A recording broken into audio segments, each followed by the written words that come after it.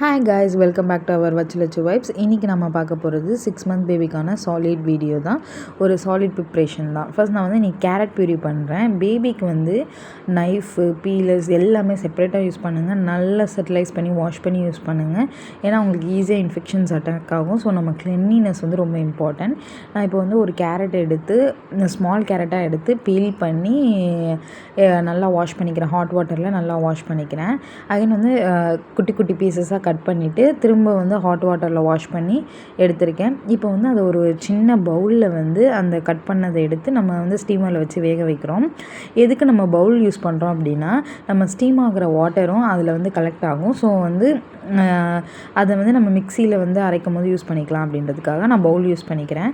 இப்போ வந்து நான் 25 மினிட்ஸ் செட் பண்ணி 1000 டெம்பரேச்சரில் வச்சு நல்லா சாஃப்டாகிற அளவு குக் பண்ணிக்கிறேன். ஏன்னா 6 மந்த் பேபிக்கு வந்து ரொம்ப நல்லா சாஃப்டாக குக்காக இருக்கணும். அப்போ தான் அவங்களுக்கு ஈஸியாக டைஜஸ்ட் ஆகும். நம்ம வந்து நைஃபோ இல்லை ஃபோக்கோ வச்சு இது பண்ணோம் அப்படின்னா நல்லா சாஃப்டாக ஆகணும். அந்த அளவுக்கு நல்லா நீங்கள் குக் பண்ணிக்கோங்க. வேணால் உங்களுக்கு ஏற்ற மாதிரி டைம் செட் பண்ணிக்கோங்க. இப்போ வந்து அந்த நம்ம ஸ்டீமில் வச்சோம்ல அந்த தண்ணியும் கேரட்டையும் ஆட் பண்ணியிருக்கேன்.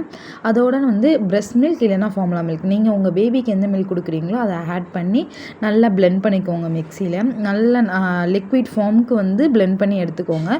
வேணால் கொஞ்சம் வாட்டர் கூட ஆட் பண்ணிக்கோங்க. அதை நல்லா ஸ்ட்ரெயினரில் ஸ்ட்ரெயின் பண்ணி இந்த நரம்பு எதுவும் இல்லாமல் நல்லா ஸ்ட்ரெயின் பண்ணி உங்கள் பேபிக்கு ஃபீட் பண்ணுங்கள். Happy parenting. தேங்க்ஸ் ஃபார் வாட்சிங்.